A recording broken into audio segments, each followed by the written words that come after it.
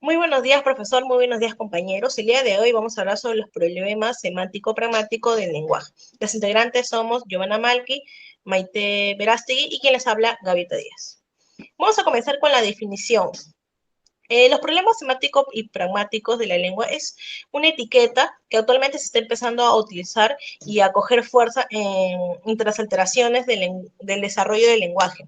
Además, es un trastorno que se caracteriza por presentar alteraciones tanto en la semántica y en la pragmática. Y cada uno de estos aspectos son muy importantes para el desarrollo del lenguaje social y la comunicación del niño en su entorno social que se da día a día. Y bueno, ahora voy a explicar en qué consisten estas dos habilidades lingüísticas y cómo se relacionan en las posibles alteraciones del lenguaje del niño. En primer lugar está la semántica, que, bueno, se refiere al significado de las diferentes palabras que la persona o el niño emplea en sus oraciones o frases diarias o cotidianas, ¿no? Normalmente los niños más pequeños constantemente cometen errores en el significado de las palabras que utilizan. Y, bueno, quiero mostrarles un ejemplo para que puedan entender de qué se trata esto. Siguiente, por favor. Muy bien. Abril le dice a su mamá, nena gua uta. Y su mamá entiende el significado de lo que ella quiere decir, a pesar de que la frase no esté en el orden correcto. En este caso, nena gua uta significa la niña le gusta el agua, ¿no? Pero ¿qué pasaría si Abril un día le dice a su mamá, nena gua ata? Probablemente no le entienda, a pesar que la frase existe en el orden correcto, puesto que las palabras que ella dice no le transmiten un significado a la madre. Entonces, en este caso podemos ver a qué se refiere con los problemas de la semántica, ¿no? El cambio del significado de las palabras.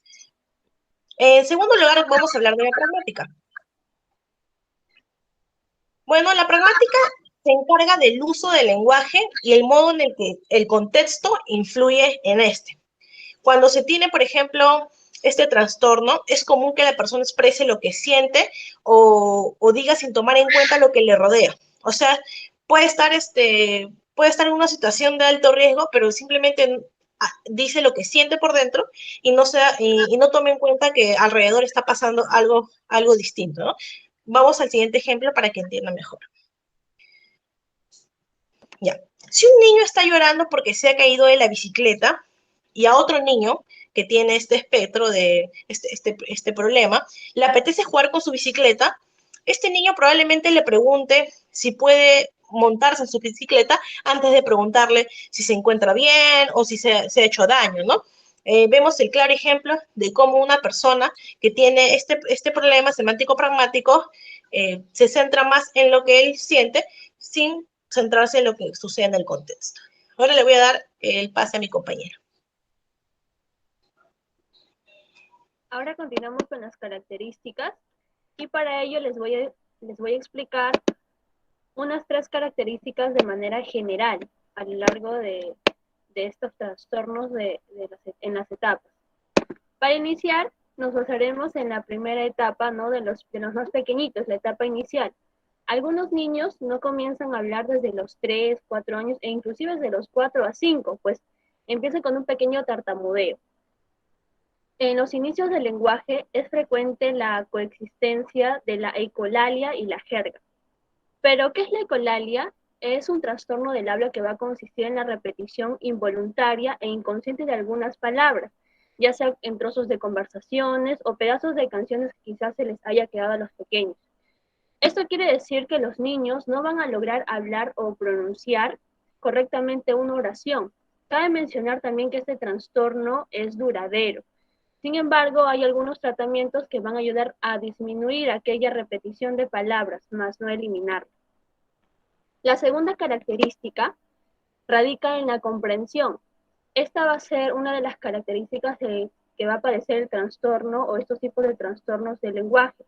Quiere decir que ellos no comprenderán las frases o preguntas, mayormente de alto nivel, como el nivel inferencial o el crítico, y en casos un poco más graves, hasta el nivel literal. Por ejemplo, ustedes les pueden preguntar a estas personas o niños, ¿me puedes decir la hora? Y ellos te responderán sí, mas no te dirán qué hora es. Y bueno, la tercera se basa en la fonología y la sintaxis alterada. Es decir, que la organización sintáctica y sobre todo semántica será precaria, pues presentará el orden incorrecto de las palabras y sus diálogos tendrán frecuentes repeticiones o modismos. También puede que en la conversación se pierda del tema exactamente y termine hablando de algo muy distinto a lo que empezó. Ahora pasaré a la siguiente diapositiva, en donde les hablaré sobre las dificultades de los trastornos en el aspecto semántico. Y bueno, en este primer punto que se presenta en la diapositiva, nos habla sobre las dificultades de la organización semántica del discurso narrativo, la cual nos va a presentar un claro desorden en la intención comunicativa, aparte de que dirá oraciones desordenadas esta persona y su intención en el párrafo no se va a comprender. En el siguiente punto, en cuanto al déficit de recuperación léxica, quiere decir que su lenguaje se verá afectado en cuanto a la inclusión de pausas innecesarias y repeticiones de algunas palabras, como las famosas muletillas que van a ir de manera muy repetitiva en cada uno de sus diálogos. Por último, están las insuficientes competencias para almacenar o representar el significado semántico de las palabras. Es decir, que estas personas tendrán dificultades para adquirir un empleo de conceptos abstractos, sin referentes a cosas o de manera concreta estas definiciones, bajas de habilidades o competencias mismas al momento de querer explicar. Asimismo, no podrán quizás describir algunos objetos, no podrán comprender los sinónimos o buscar sinónimos mismos al momento de querer decirlos, su fluidez será muy baja, su léxico será muy poco y se les hará muy difícil poder buscar palabras semejantes u opuestas a lo que quieren decir. Bueno, y ahora pasamos a la siguiente diapositiva en el cual se va a basar sobre el aspecto pragmático. Y en el aspecto pragmático tenemos a las insuficientes habilidades para tomar la iniciativa de la palabra. Estas personas mayormente dudan mucho de lo que puedan decir, puesto que al momento de decirlo temen a equivocarse y muchas veces saben o tienen el conocimiento de que pueden desviarse del tema. Entonces se limitan a querer empezar una conversación y asimismo a poder abundar un diálogo más grande o un comentario muy amplio. Por otro lado está el tema de las preguntas. En ocasiones responden a las preguntas de manera imprecisa o de una manera un poco limitada, puesto que estas personas no comprenden muy bien la misma intención de la que tú quieres preguntar. Por ejemplo, puedes preguntarle, ¿a dónde viajaste? Y ellos te dirán quizás en septiembre. Muchas veces no van a comprender la intención de tu pregunta. Por último, están las dificultades de las funciones pragmáticas de dar y pedir información. En ocasiones estas personas dan a su oyente muy poca información y en su discurso va a ser muy limitado, de manera tal que este no sea clara y su información brindada no sea la necesaria para una persona. Eso quiere decir que cuando surja una situación en la que ellos se encuentran en las calles y probablemente alguien le pueda pedir información de a qué avenida, en qué avenida están, o a qué avenida pueden ir, ellos no sabrán qué responder, pues no podrán comprender lo que la otra persona le está pidiendo.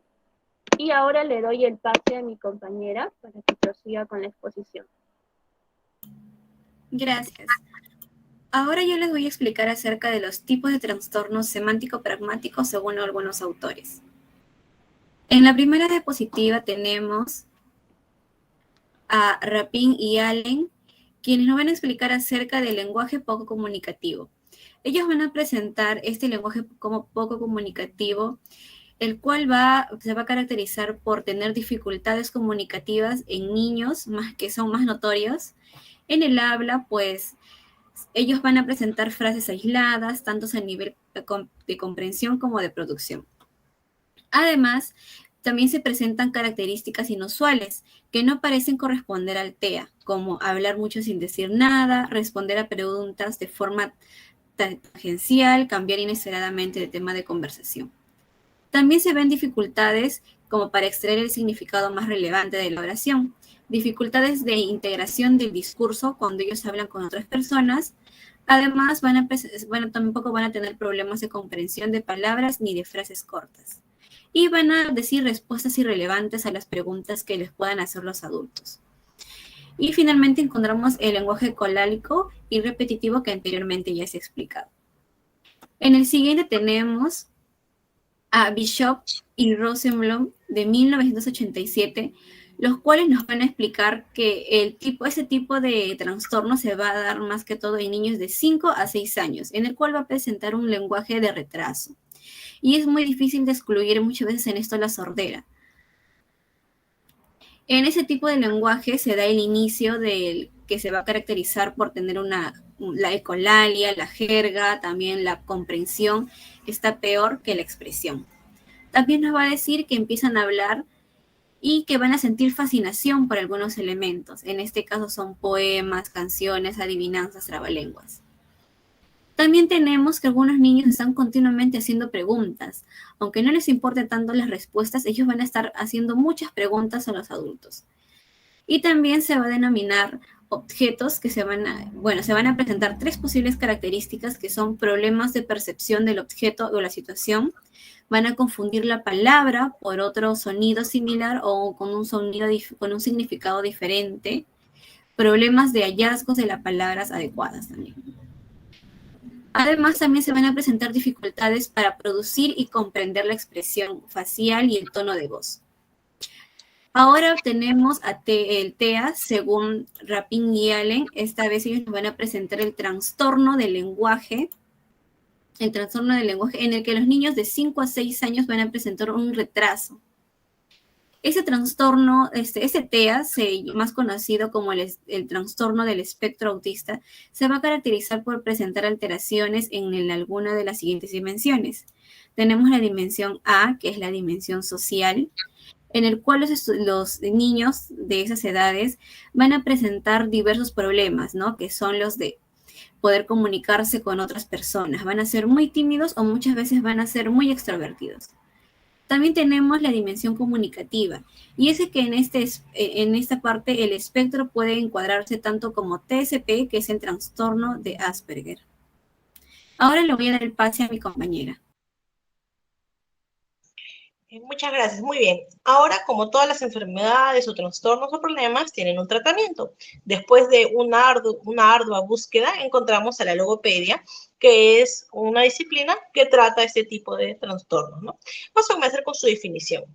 La logopedia es la disciplina que engloba el estudio, prevención, detección, evaluación, diagnóstico y tratamiento de los trastornos de la comunicación humana. Vale decir, las alteraciones de la voz, las alteraciones de la audición, alteraciones del habla o del lenguaje, puede ser oral, escrito o gestual, como sean, en este caso sea de forma oral, problemas en el habla y el lenguaje, ¿no?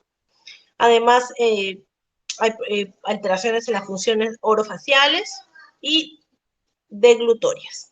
Bueno, ahora vamos a ver cómo es que la logopedia trabaja en los niños. En primer lugar, incide, ¿no?, en favorecer el uso funcional y espontáneo del lenguaje. En segundo lugar, desarrollan habilidades de recuperación léxica y de representación semántica, haciendo énfasis en las relaciones entre palabras y acontecimientos. En tercer lugar, se potencia el conocimiento con apoyos visuales e imágenes mentales. En cuarto lugar, se le ayuda al niño a elaborar el significado de una palabra. Pues, como hemos hablado en un principio, en la parte de la semántica, los niños suelen no poder elaborar los significados o confunden significados, ¿no? Y por último, se ejercita al niño para que use la información semántica, y para ello se practican ejercicios de identificación visual a partir de sonidos o imágenes también, ¿no? Y bueno, eso sería la exposición hasta el momento. Espero que las características que hemos mencionado sobre esta problemática les sean de ayuda. En el caso conozcan a un niño, un primo, un sobrino, no sé, y de repente ven esos rasgos, ¿no?, representativos en ese trastorno, y puedan identificar que tienen esta problemática, y por lo tanto les sea necesario tratarlo, ¿no? Ya hemos hablado de la logopedia como una disciplina que ayuda a mejorar este trastorno si no es erradicarlo. Muchas gracias.